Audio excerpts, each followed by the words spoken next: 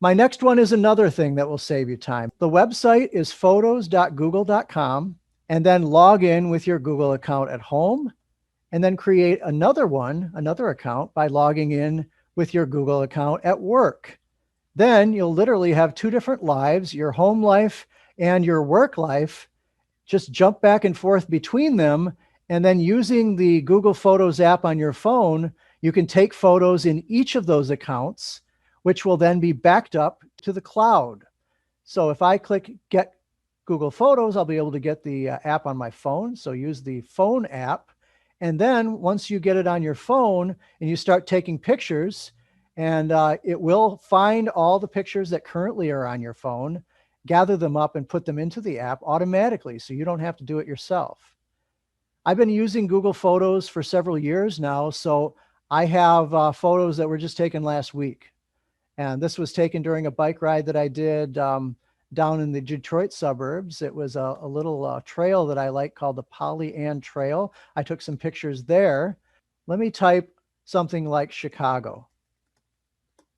I'll just hit enter. And then these are all pictures taken from Chicago.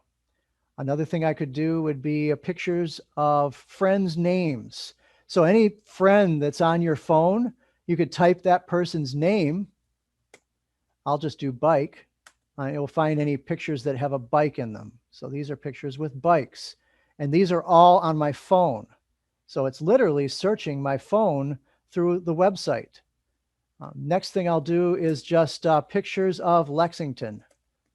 So last time I was in Lexington, this was taken from ThumbFest, my cousin's boat. This was from the ThumbFest concert in Lexington way back in 2015. So it will actually search every photo all the way back to when you first started taking pictures with your phone many, many years ago. Anything that's stored on there still, it will index. It will find the metadata within the picture, and it will post it. And once you log into your Google account, you can do searches and it will find it. So pretty amazing. That's a mind blower. And then you can go in and start creating albums. So I made a pets album here. These are some of my pets.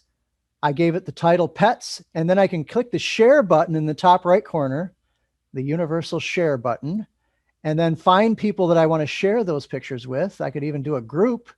And then when I'm done, I can either create a link to it and share it out on social media or through email or any way that I would like to share it. I could even share it probably through Schoology if I wanted to. Find people, share the album. If you give them editing rights, they can go in and edit pictures in your album and add their own pictures to the album as well. So that's cool.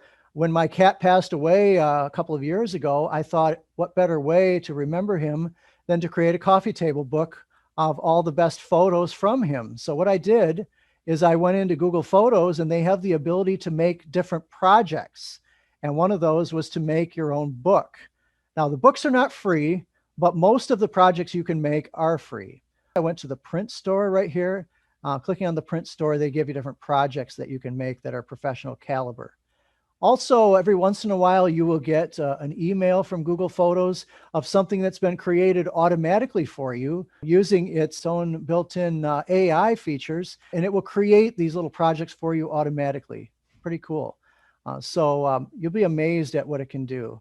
If I click on the settings button right here, I chose Storage Saver. On your phone, you have a very similar feature, and what it will do is when it gets to a certain point, it will ask you if you'd like to back up all your phone's photos to the cloud. And if you say yes, it will take the photos from your phone, clear up a bunch of storage space, and store them on photos.google.com so that they will only be available through the cloud. The only bad thing about that is you'll have to be online on a Wi-Fi or an internet connection in order to be able to see them on your phone. So, but hey, how many times have you wanted to have more storage space on your phone because of so many photos? This makes that automatic. Okay, so those are my albums, and the utilities are here. You can go in, and these are some of the extra things that you can do. You can create movies. You can edit movies now. You can do animations, collages, and of course, at any point, you can move photos to an archive. and on your phone, you'll see backup photos from your phone.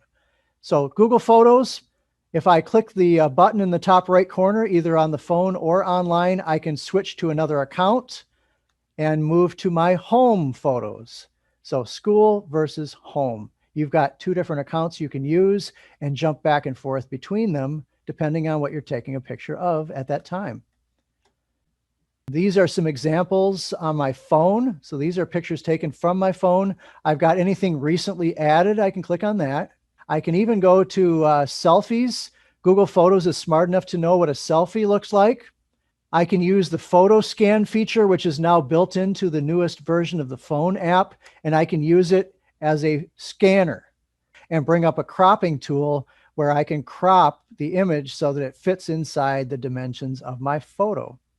So that's cool as well, the photo scan feature of Google Photos.